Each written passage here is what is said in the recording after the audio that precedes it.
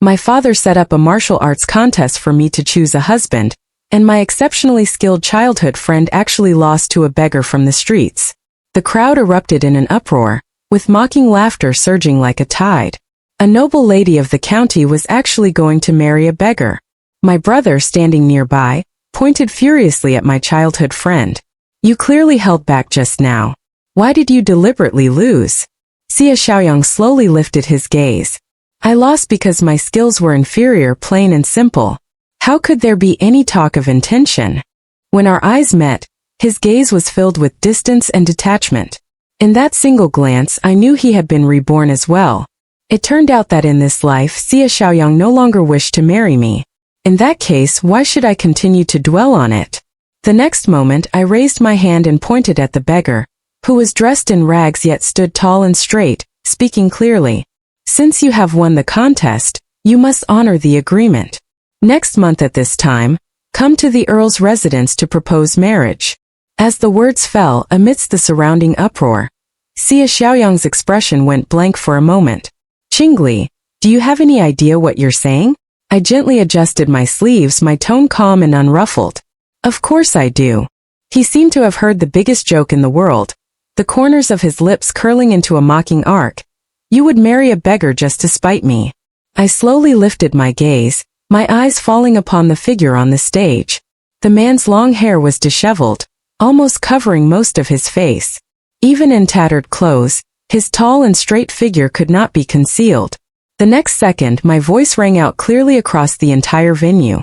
"A martial arts contest for marriage emphasizes fairness and justice.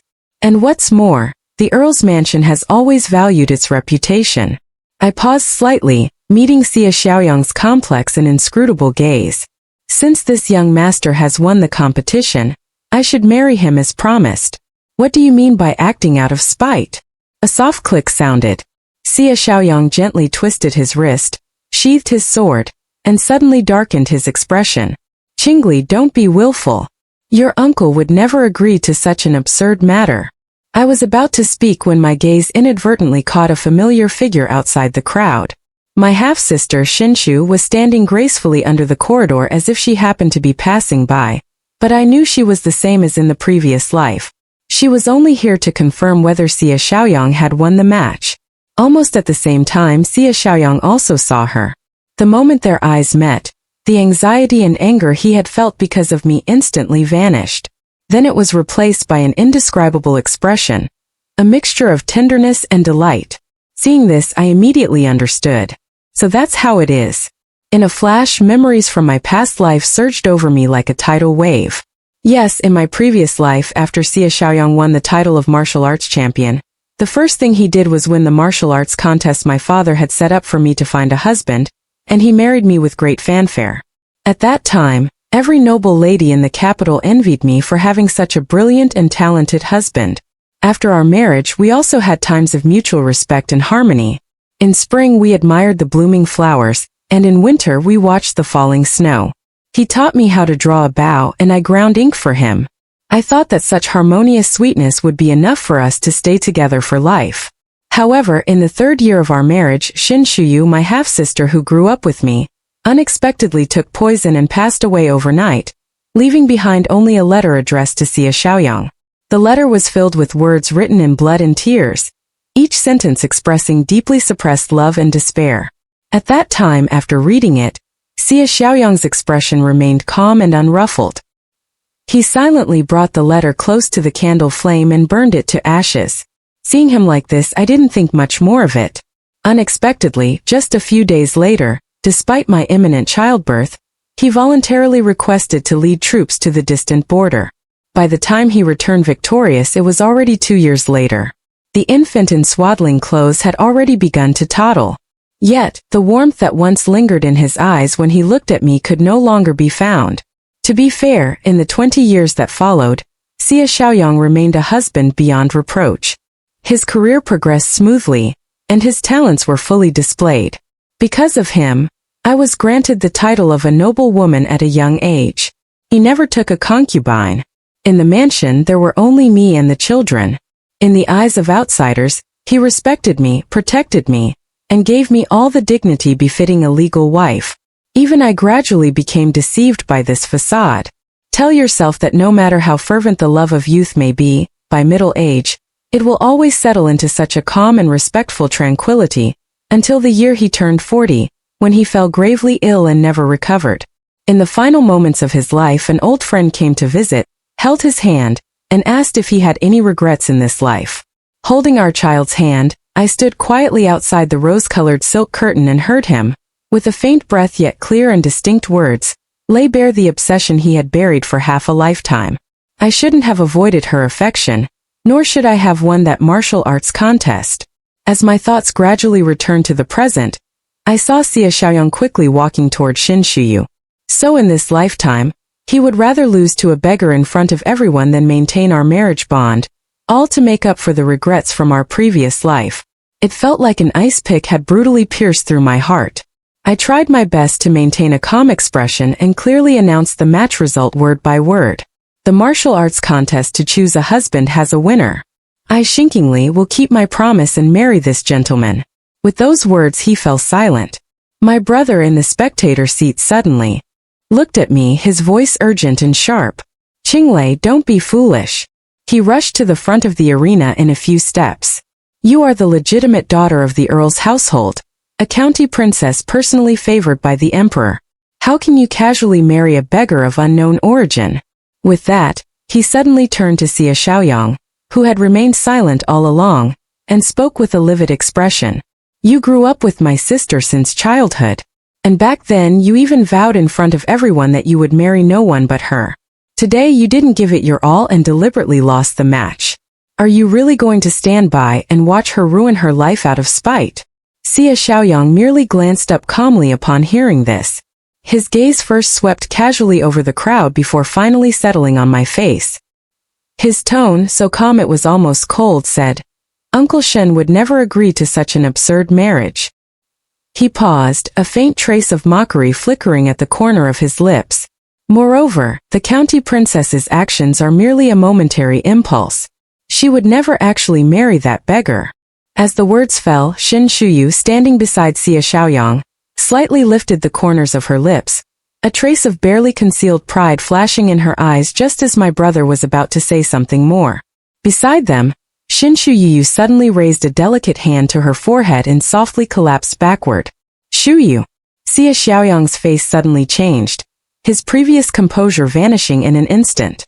Amid the uproar from the crowd, he scooped up the pretending to faint Xin Shuyu in his arms. He strode away without looking back. I stared at his resolute departing figure, my heart feeling as if it were being squeezed by an invisible hand. The crowd had dispersed, leaving only a mess around the vast arena.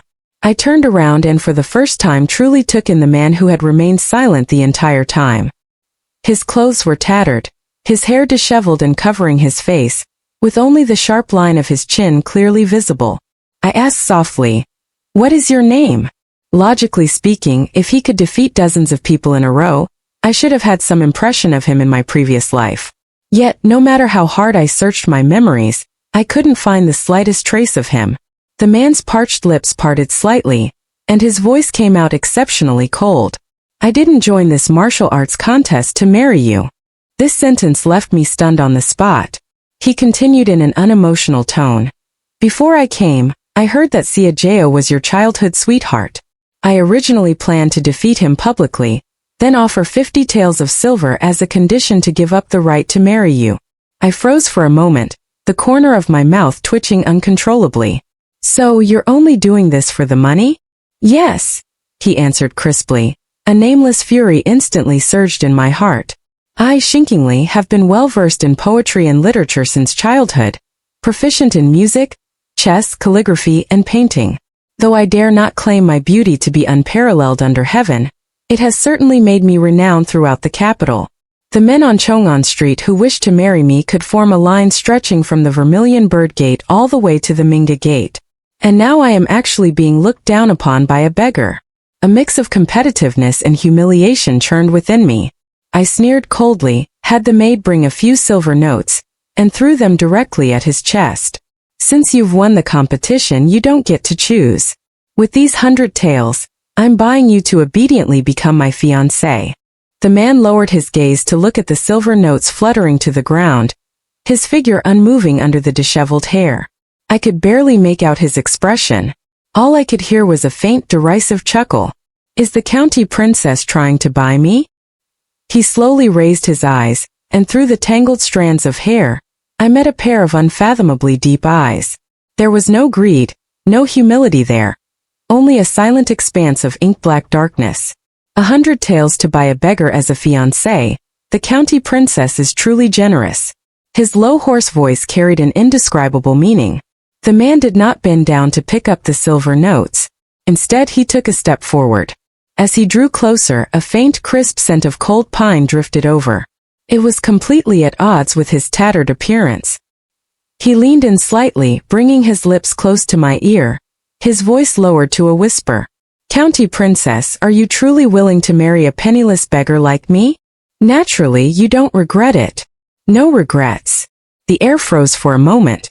The man seemed to let out a light laugh, then bent down again to pick up the banknotes scattered on the ground. As he moved, his tattered sleeve slipped down, revealing a lean and sinewy wrist with a prominent old scar running across it. Under my astonished gaze, he slowly and deliberately folded the banknote and gently tucked it back into my hand. Your leadership should keep this money for yourself. Just as I thought he was about to turn and leave, he spoke in a low voice. Wait for me. In half a month, I will surely come to the Earl's mansion to propose marriage.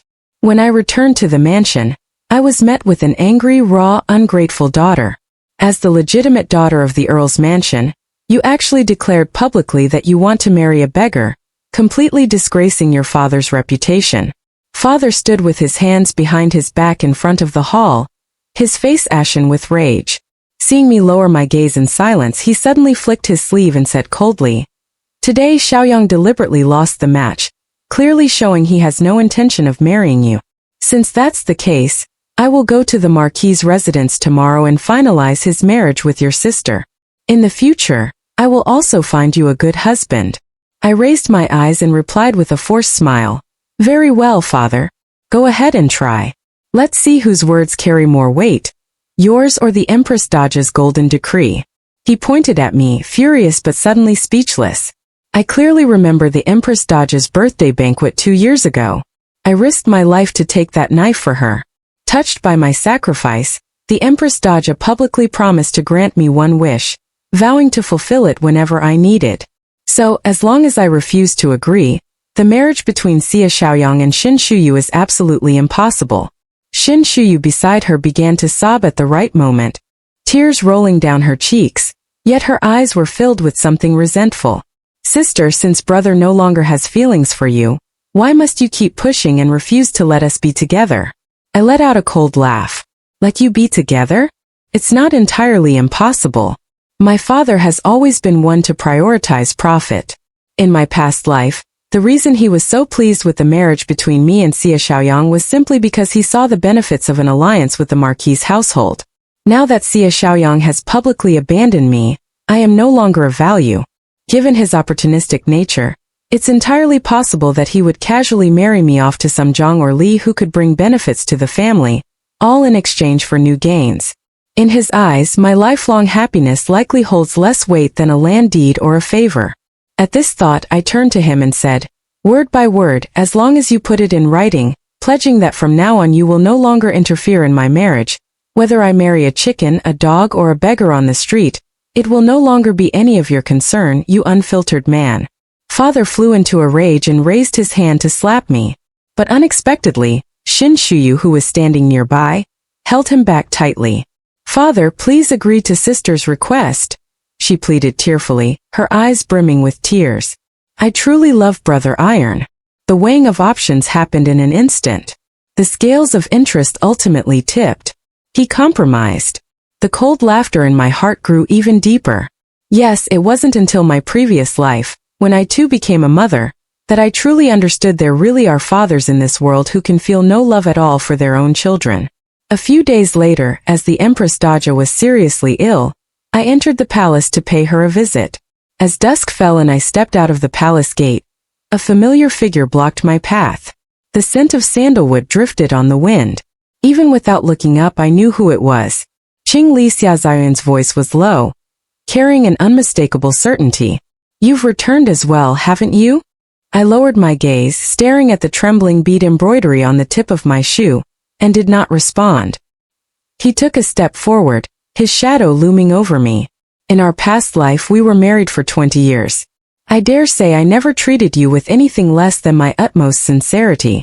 But since you know Shuyu is the deepest pain in my heart, why must you insist on this in this lifetime? I suddenly looked up, meeting his somber gaze, a mocking curve blooming at the corner of my lips. I'm pestering you. There's no need for you to keep pretending. He spoke with certainty. Didn't you enter the palace today precisely to use the wish the Empress Daja granted you back then? To ask her to bestow a marriage between you and me? I nearly laughed out loud. Where did you get such confidence? Xia Xiaoyang stared at me, suddenly reaching out to grab my wrist, his tone urgent. I can promise you, just like in our previous life, I will bring you into the mansion. His voice paused slightly, as if he had made some kind of resolution. But the position of the principal wife must be reserved for Shuyu. This is what I owe her. I abruptly shook off his hand, the last trace of warmth in my eyes completely fading away. I'll tell you one last time who you love, who you marry, who you make your principal wife. None of it has anything to do with me. In this lifetime I will absolutely not marry you again. After saying this, I boarded the Shan family's carriage without a single look back. The carriage curtain fell, cutting off the sight of Xia Xiaoyang's hesitant, unspoken words. The carriage moved slowly, and as I leaned against the soft cushion, my fingertips touched the corner of my eye, only to find it damp and cold. It turns out that some pains, even after being given a second chance at life, remain deeply etched in the heart.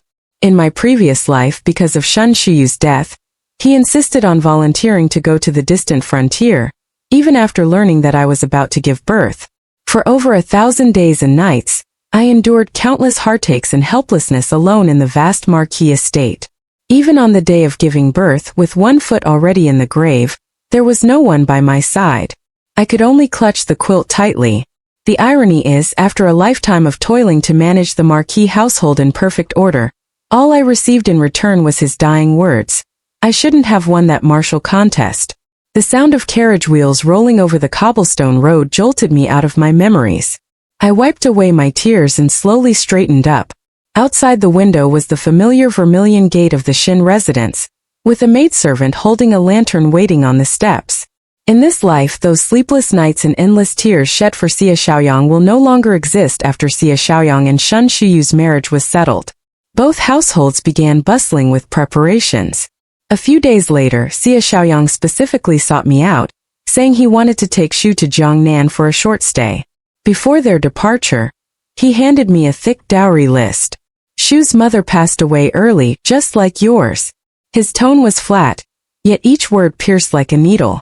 As her elder sister and someone who has experienced marriage, you should take more care in arranging things for her. I nearly laughed in disbelief. Are you asking me to personally prepare her dowry? On what grounds? Xia Xiaoyang stood with his hands behind his back, his gaze carrying a warning. If you still harbor any thoughts of entering the Xia residence, do not make things difficult for Shuyu at every turn. Before the words had even finished, I raised my hand and tore the dowry list in two. Shreds of paper fluttered down like falling petals. Xia Xiaoyang's face darkened abruptly, his patience worn thin. Tomorrow I will set off for Jiangnan with Shuyu. Upon my return in half a month, if I find you still haven't made the arrangements. He turned, his sleeves fluttering, leaving behind an ultimatum. Our engagement ends here. Xia Xiaoyang lingered in Jiangnan with Shuyu for a month before finally setting off back to the capital. Along the way, the misty rain, painted bridges, wind-blown curtains, and emerald screens were all part of the uniquely gentle scenery of Jiangnan. One day, while gazing at the rain from the boat, Xia Xiaoyang suddenly remembered that in his past life, Xin Qing had also pleaded with him in such a soft tone, hoping to travel to Jiangnan with him. But at that time, Shuyu had just passed away, and he was disheartened, repeatedly refusing her with the excuse of being overwhelmed with official duties. After that, she never brought it up again. On the day they set off to return to the capital, Xia Xiaoyang felt an inexplicable tightness in his heart, and suddenly longed to see Xin Qing immediately, childhood friends for over a decade. He had to admit that there was still a lingering affection for her in his heart that was hard to let go of. Thinking about how he had spent the past month traveling with Shuyu, leaving her alone in the capital given her temperament, he couldn't help but wonder how deeply saddened she must have been. As soon as he returned to the capital, Xia Xiaoyang didn't even go back to the Marquis residence, but instead rode straight to the Shan residence. Who would have thought that? As soon as I stepped into the courtyard, I was captivated by the scene inside. The hall was adorned with red silk along with satin jewelry and bundles of silk with jade ornaments. Each item was priceless. Xia Xiaoyang was momentarily stunned. Then the corners of his lips lifted slightly. It seems Qing Li not only knows her mistake, but has also prepared the dowry with such grandeur and thoroughness. He knew this was her bowing her head to me. When Xia Xiaoyang entered the mansion with Xin Shuyu, I was sitting upright in the hall, flipping through the account books. Qing Li, you've put in a lot of effort.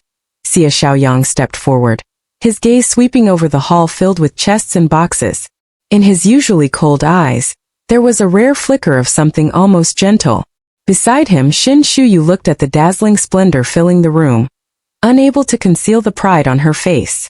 Brother, it seems sister really took your words to heart. Xia Xiaoyang curved his lips slightly, not denying it. Xin Shuyu couldn't wait to step forward, reaching out to take a jade hairpin from an open chest. The hairpin glowed with a soft radiance between her fingertips, and Xin Shuyu couldn't put it down, letting out a soft sigh of admiration. Such fine ice jadeite. I've never seen anything like it outside the palace. With that, she began inspecting the chests filled with rare treasures as if she were already the mistress of the house. I closed the ledger and slowly stood up, positioning myself between her and the next trunk. Xin Shuyu frowned with displeasure, her eyes still wandering toward the trunks behind me. Her shifting gaze was filled with nothing but greed. I spoke abruptly. These are not for you. Xin Shuyu's hand froze midair, her expression shifting from smugness to shame and anger. What do you mean? Exactly what I said. You. Her face instantly flushed crimson, her voice suddenly sharpening. I knew you had ulterior motives. These dowries must have been prepared for yourself, and you still have the audacity to cling to brother Xia Xiaoyang. Xia Xiaoyang also stepped forward with a furrowed brow. Qing Li, what do you mean by this? Meeting my gaze, he instinctively took a step back as if afraid I would cling to him. I've already made myself clear. His tone deepened, carrying a note of warning. If you still wish to enter the Xia family, do not trouble me any further. Fulfill your duty as the elder sister and properly prepare her dowry. I met his gaze, my eyes calm and unwavering, speaking each word clearly. Xia Xiaoyang, I will say this one last time. I have never once considered marrying you again. As for these, my gaze swept over the room full of chests and boxes. They are my betrothal gifts and have nothing to do with you. The air suddenly grew still. After a moment of deathly silence, Xia Xiaoyang let out a low chuckle. Betrayal gifts. Shrinkingly, don't tell me these things were sent to you by that beggar from back then. Meeting Xia Xiaoyang's mocking gaze, my fingers curled slightly, and I was momentarily at a loss for words. At dawn yesterday, dozens of sturdy servants dressed in black martial attire carried these chests to the Shan residence, stating only that they were betrothal gifts from their young master. As for his name, they refused to say. I had a vague premonition that these betrothal gifts were likely connected to the beggar, who had won the martial arts contest that day. But what exactly was his identity? To think there is such a move. Seeing me at a loss for words, Xia Xiaoyang thought he had hit upon my concerns, and his expression immediately became somewhat arrogant. Qing Li, there should be a limit to your anger with me. I suddenly felt utterly disinterested and turned to leave. Exchanging even one more word with such a person would be futile.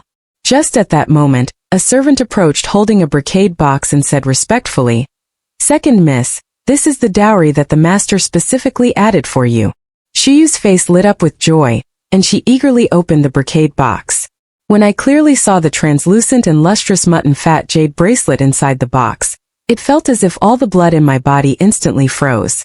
That was the only keepsake my mother left behind. Give it back to me. I rushed forward abruptly. Xin Shuyu, however, darted behind Xia Xiaoyang like a startled rabbit, clutching the jade bracelet tightly as tears welled up in her eyes. This was given to me by father.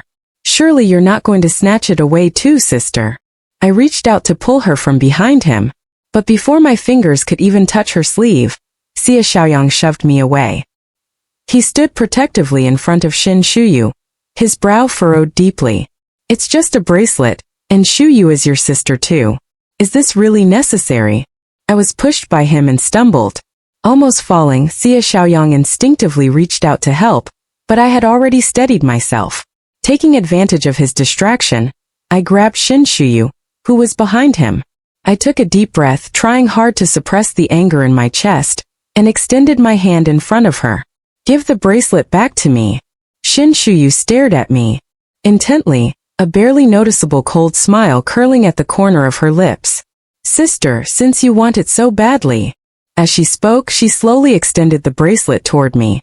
Just as my fingertips were about to touch it, her fingers imperceptibly loosened their grip. Crack. The jade bracelet fell straight onto the blue stone floor, instantly shattering into several pieces. That crisp sound felt like a sharp knife stabbing deep into my heart.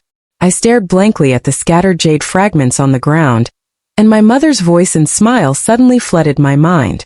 Overwhelming rage and sorrow instantly drowned out all reason. I grabbed Shin Shuyu by the hair and raised my hand once more. Enough. My wrist was seized with immense force. Xiao Yan's face was as dark as storm clouds, his eyes filled with disappointment and anger. Seeing this, Shuyu seized the opportunity to raise her hand and slap me across the face. A searing pain instantly exploded, and a buzzing sound filled my ears.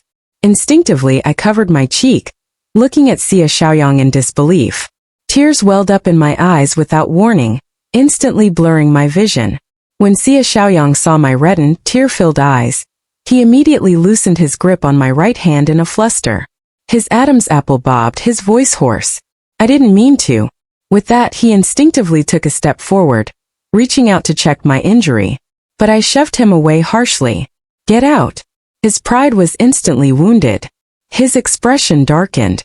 The flicker of guilt that had just surfaced was quickly replaced by displeasure, and he resumed his condescending demeanor.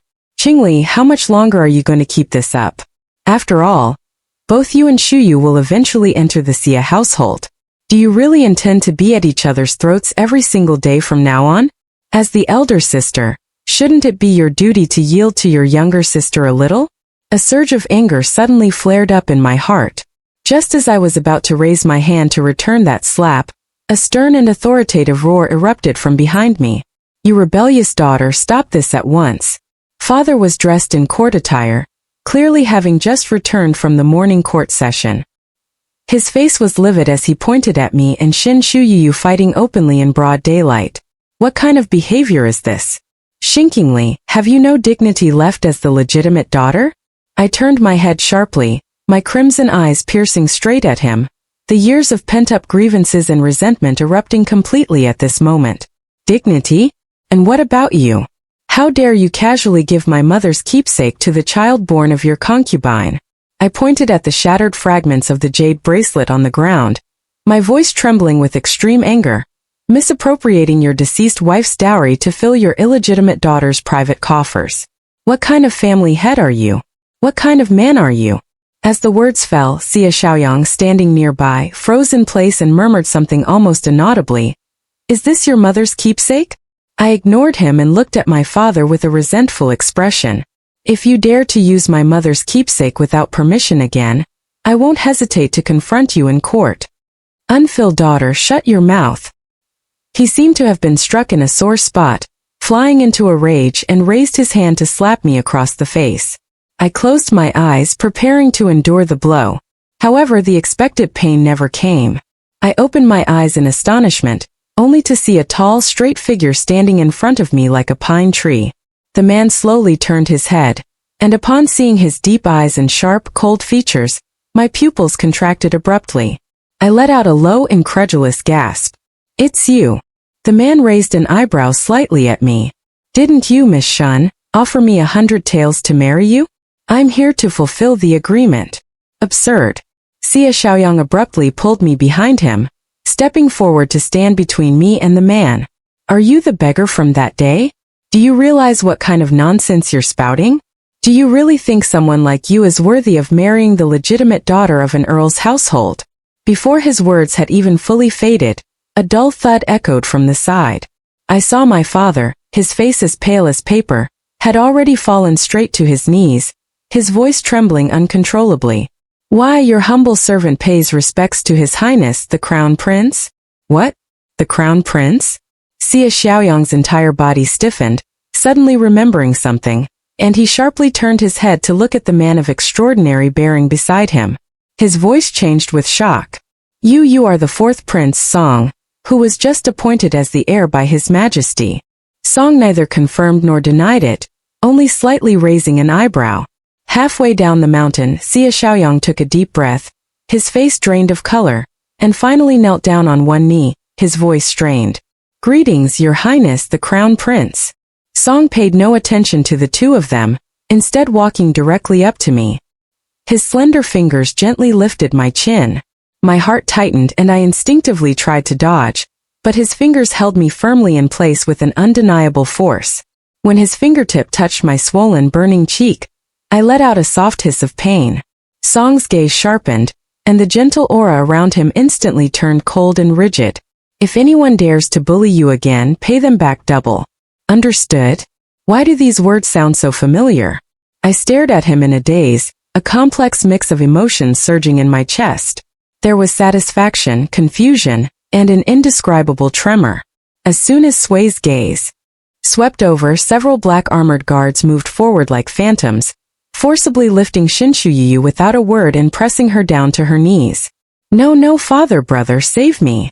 The sharp sound of slaps mixed with Shinshu's cries echoed one after another in the deathly silent courtyard. Xie Xiaoyang abruptly tried to stand up, but his father, whose face was ashen, firmly held his arm, leaving him unable to move. That day when I entered the palace to visit the Empress Daja, I finally learned the truth. It turned out that Song Sui was the son of a deceased palace maid during the emperor's critical illness. He was sent away from the palace on a secret mission, only to be ambushed by assassins dispatched by his own brothers. Severely injured, he had no choice but to disguise himself as a beggar to hide his identity and blend into the common folk. The Empress Daja lay on her chaise lounge, gently holding my hand. This child, the hardships he endured in the palace before are beyond your imagination. I can see that he has put a lot of thought into you. Otherwise, he wouldn't have risked having his identity exposed just to win that martial arts contest for marriage that day. She suddenly remembered something, and a gentle smile appeared at the corner of her lips. By the way, I just recalled that the two of you actually met once when you were children. The Empress Daja's words were like a key, suddenly unlocking long-buried memories. I suddenly remembered that when I was young, I once followed my mother into the palace to visit the Empress. Under the plum tree in the back garden, I happened to see a group of children in fine clothes bullying a thin, weak boy. They forced him to kneel by the frozen pond and threw stones at him.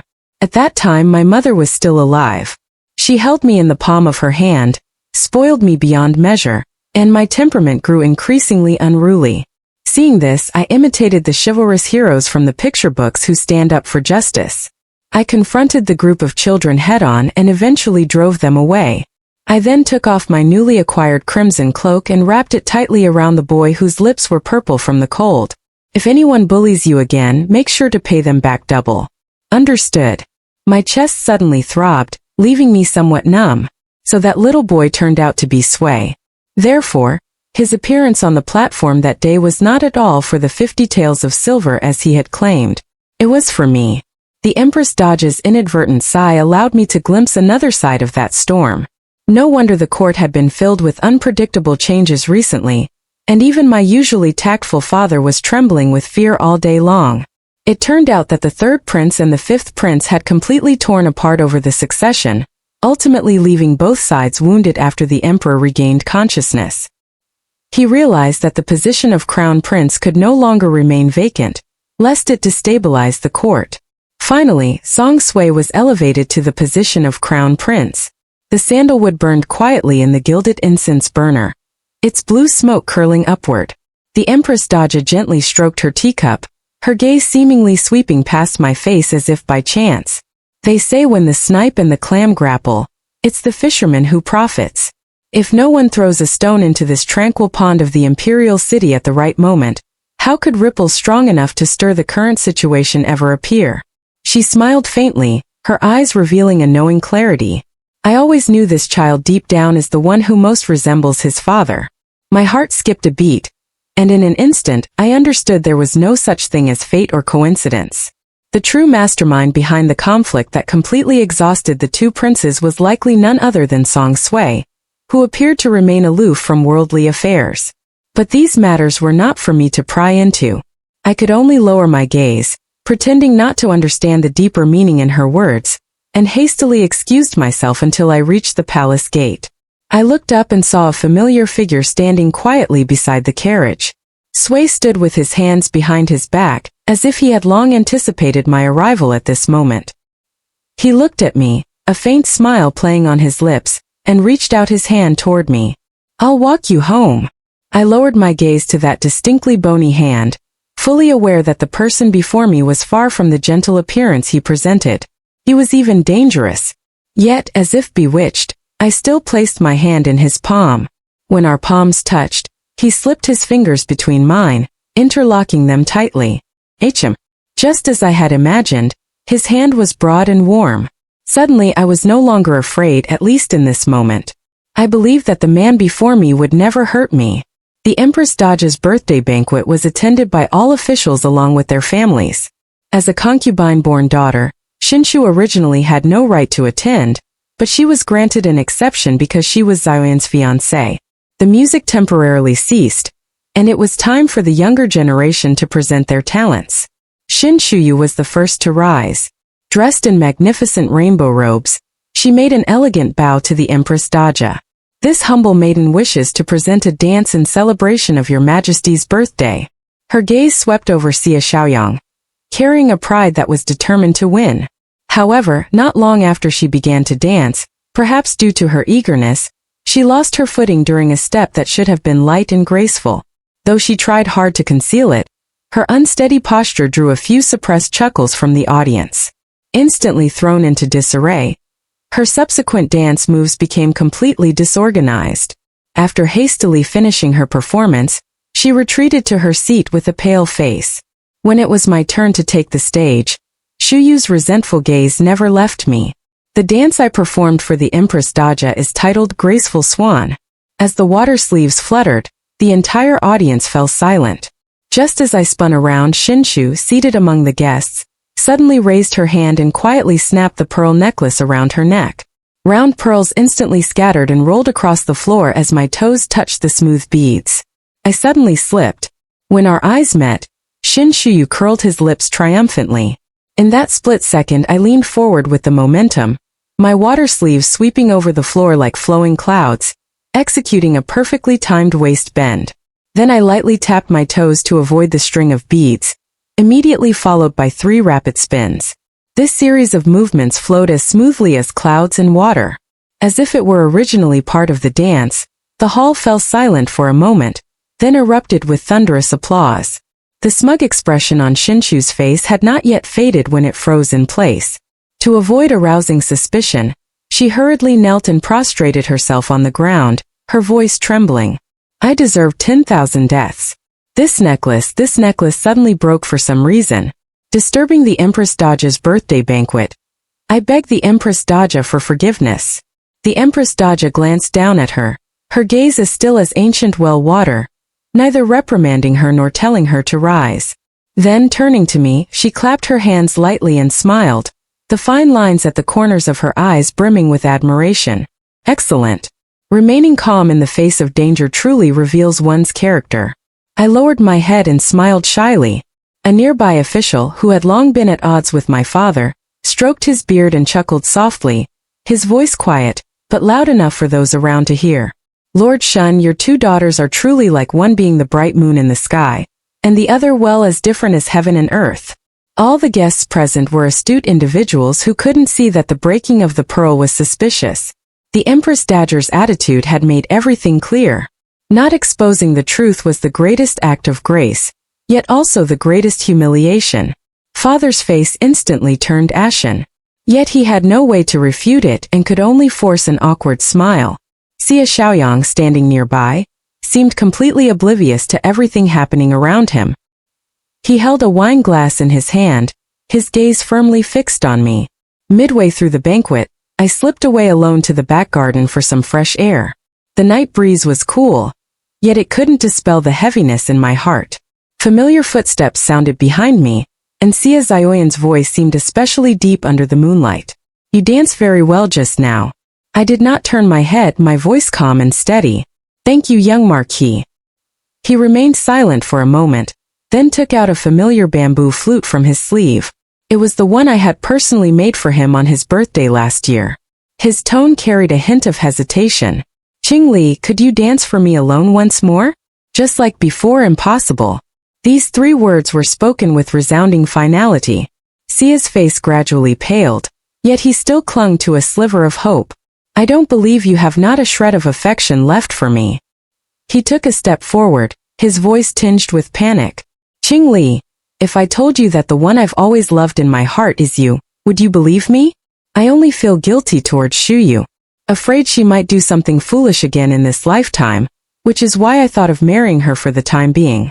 But now I understand that doing so will only push you further away. His eyes reddened. I regret it. Can you not marry the crown prince? Let's stay together for a lifetime, just like we did in our previous life. All right.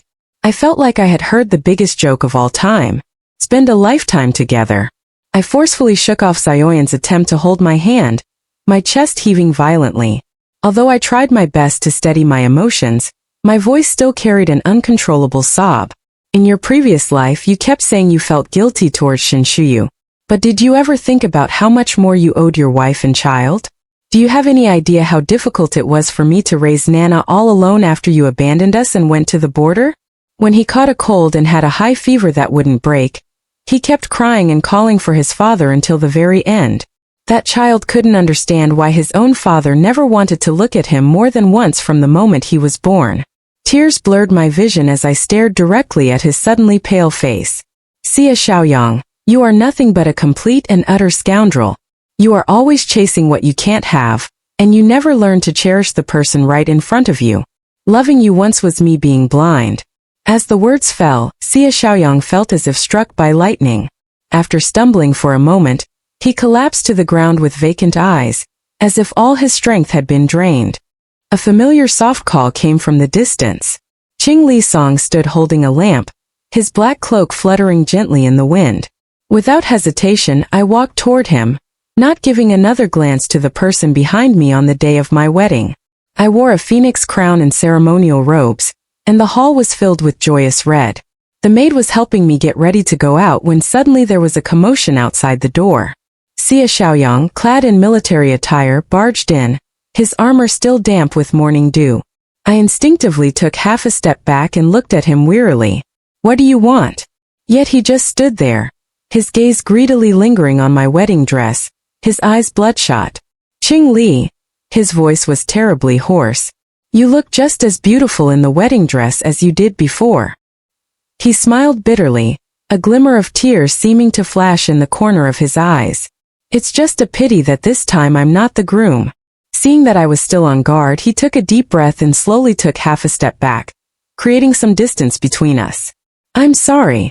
These 3 words seemed to drain all his strength, for my past arrogance, for the hurt I caused you, for everything. His gaze swept over my eyes and brows one last time, as if wanting to etch this moment into his heart. May you from now on be safe and joyful with children gathered around your knees. With that, he resolutely turned away, the clanking of his armor gradually fading into the celebratory sounds of gongs and drums. I watched that receding, stumbling figure, and suddenly remembered my previous life. It was also a night with tall red candles burning brightly, holding the wedding scale. He gently lifted my phoenix and dragon bridal veil. The candlelight flickered in his smiling eyes as he said, Qingli Xia Xiaoyang will never let you down in this lifetime. The sincerity in his eyes at that moment and the desolation of his departure now intertwined under the glow of the red silk drapes, weaving a dream that felt like a lifetime away. Just as in the previous life, Xia Xiaoyang volunteered to lead troops to garrison the border, never to return to the capital. Shuyu was unwilling to endure a hard life with him in the frontier, so she broke off their engagement. Her father arranged another marriage for her, this time with the second son of the Duke of Janga's family. However, given Shinshu's status as a child of a concubine, she could only become a concubine herself. I heard that the legal wife was quite formidable in her methods. After Shinshu entered the household, she was tormented every day. In less than a month, she was crying and begging her father to bring her back home, although her father had once favored her when it came to real interests. He ultimately chose to stand by and do nothing, leaving her to fend for herself in the vast rear residence. Time flows, dynasties change.